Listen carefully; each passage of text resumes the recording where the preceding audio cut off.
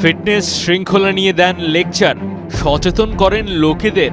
তবে পর্দার লোকেরা বাইরে যা দেখায় বেশিরভাগই ভেতর থেকে তা হয় না।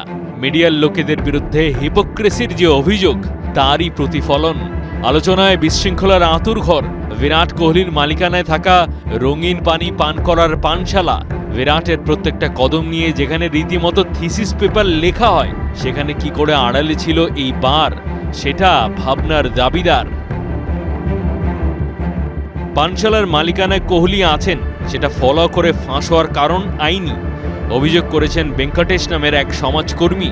দমকল বিভাগ থেকে নো অবজেকশন প্রশংসাপত্র নেয়নি সেই পানশালা, নেই পর্যাপ্ত অগ্নি নির্বাপক ব্যবস্থা। কোনো দুর্ঘটনা ঘটলে তার দায় কে নেবে, সেই প্রশ্ন করেছেন ভেঙ্কটেশ। আইনি নোটিশ গেছে কোহলির ঠিকানায়। এদিকে 420 কেস মানে প্রতারণার মামলায় ফেসেছেন আরেক ভারতীয় ক্রিকেটার রবিন উথাপ্পা। অভিযোগ উঠেছে তিনি তার নিজ কোম্পানির কর্মীদের প্রভিডেন্ট ফান্ডের টাকা লুটপাট করেছেন।